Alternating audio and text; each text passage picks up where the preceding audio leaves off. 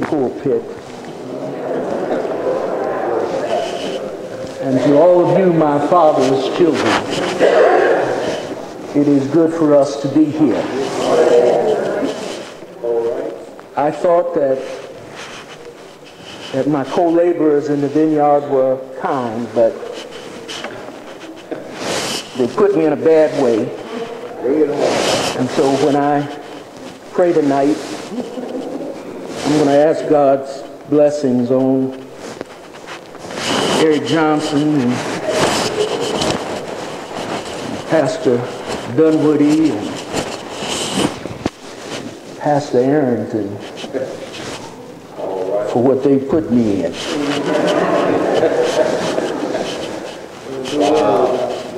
I thought I would ask Dr. King to speak for himself, because his words ring true even today as they did over 50 years ago. So what I've done is I've taken 3 excerpts from Dr. King's sermons and thought it best that you hear from him. All right. In a sense, we've come to cash a check. When the architects of our republic wrote the magnificent words of the Constitution and the Declaration of Independence, they were signing a promissory note to which every American was to fall heir. This note was the promise that all men would be guaranteed the inalienable rights of life, liberty, and the pursuit of happiness. It is obvious today that America has defaulted on a promissory note insofar as her citizens of color are concerned. Instead of honoring this sacred obligation, America has given the Negro people a bad check, which has come back marked insufficient funds. But we refuse to believe that the Bank of Justice is bankrupt. All right. We refuse to believe that there are insufficient funds in the great vaults of opportunity of this nation. So we have come to cash this check. A check that will give us, upon demand, the riches of freedom and the security of justice. We've also come to this hallowed spot to remind America of the fierce urgency of now. This is no time to engage in the luxury of cooling off or to take the tranquilizing drug of gradualism. Now is the time to rise from the dark and desolate valley of segregation to the sunlit path of racial justice. Now is the time to open the doors of opportunity to all of God's children. Now is the time to lift our nation from the quicksands of racial injustice to the solid rock of brotherhood. All right.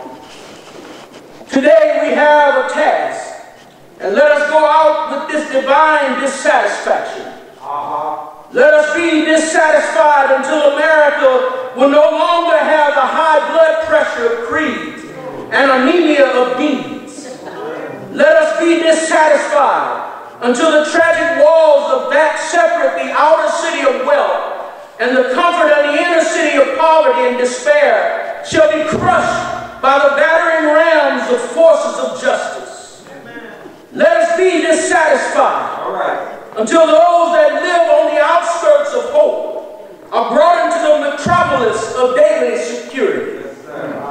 Let us be dissatisfied until slums are cast into the junk heaps of history, and every family is living in a decent, sanitary house. Let us be dissatisfied until the dark yesterdays of segregated schools will be transformed into bright tomorrows of equality, integrated education. Let us be dissatisfied until immigration is not seen as the problem, but as an opportunity to participate in the beauty of diversity.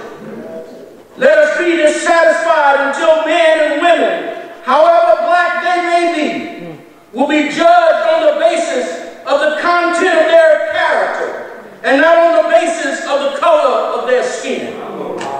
Let us be dissatisfied.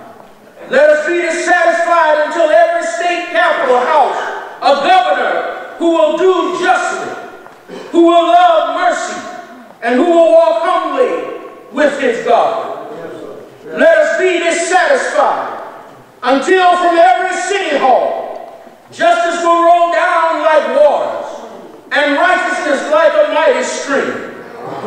Let us be dissatisfied until that day when the lion and the lamb shall lay down together, and every man will sit under his own vine and fig tree, and none shall be afraid.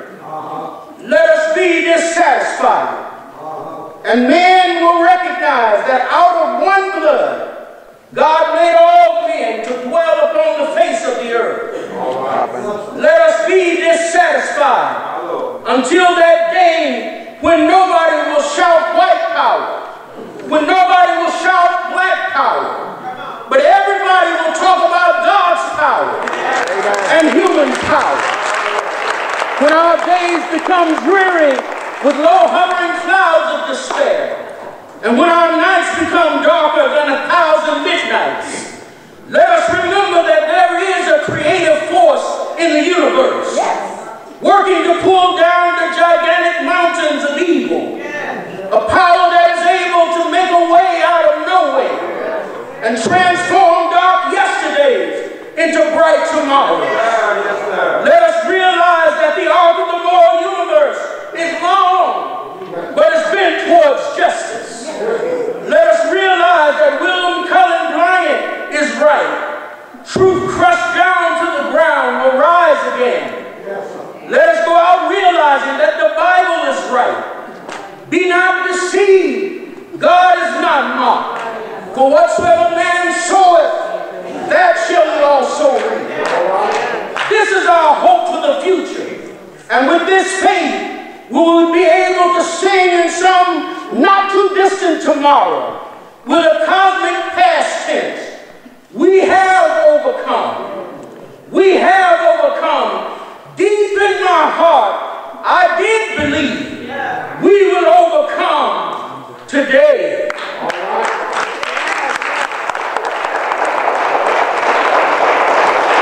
We've got some difficult days ahead. But it really doesn't matter to me now. Because I've been to the mountaintops. And I don't mind. Like anybody, I would like to live a long life. Longevity has its place. But I'm not really concerned about that now. Come on now. I just want to do God's will. And He's allowed me to go up to the mountain. And I've looked over and I've seen the promised land. I may not get there with you, but I want you to know tonight that we as a people will get to the promised land. And so I'm happy tonight. I'm not worried about anything. I'm not fearing any man. Mine eyes have seen the glory of the coming of the Lord. And then at his own funeral, I heard Dr. King say, if I can help somebody as I travel along, if I can cheer somebody with a word or a song, if I can tell somebody that they're going wrong, then my living shall not be in vain.